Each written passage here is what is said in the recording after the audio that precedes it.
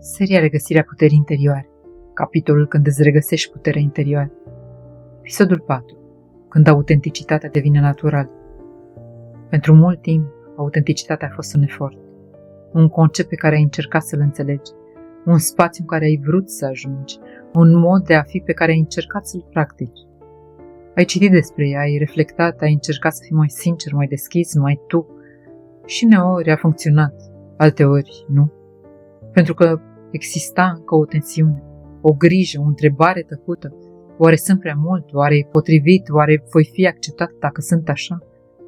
Și astfel, chiar și în autenticitate există un control subtil, o ajustare, un filtru fin care încă te ținea într-o zonă sigură. Dar încet, pe măsură ce ai trecut prin tot acest proces, ceva s-a schimbat. Nu pentru că ai învățat mai mult, ci pentru că ai început să nu te mai îndoiești de tine. Și autenticitatea a încetat să mai fie un efort. A devenit naturală. Nu mai analizezi fiecare cuvânt, nu mai ajustezi fiecare reacție, nu mai simți nevoia să verifici dacă este ok. Pur și simplu, ești. Și asta nu înseamnă că spui tot ce gândești. Nu înseamnă că nu ai filtre. Nu înseamnă că nu mai există discernământ. Înseamnă că nu mai există dezacord interior. Că ceea ce simți, ceea ce gândești și ceea ce exprimi nu mai sunt în conflict. Și din acel loc apare o liniște diferită. Nu mai există presiunea de a fi perceput într-un anumit fel. Nu mai există nevoia de a construi o imagine. Nu mai există teama de a nu fi suficient sau de a fi prea mult. Pentru că nu mai încerci să fii acceptat. Ești deja așezat în tine.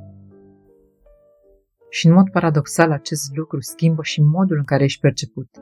Nu pentru că încerci, ci pentru că oamenii simt când cineva este real. Simt când nu există mască, când nu există tensiune, când nu există nevoie de validare. Și din acest loc relațiile devin diferite. Nu mai atragi din lipsă, nu mai menții din frică, nu mai construiești din efort.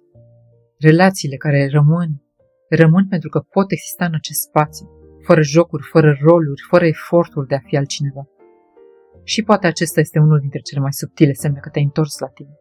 Nu că ai devenit perfect, ci că ai devenit coerent în tine. Și în această coerență, autenticitatea nu mai este ceva ce faci, este ceva ce ești.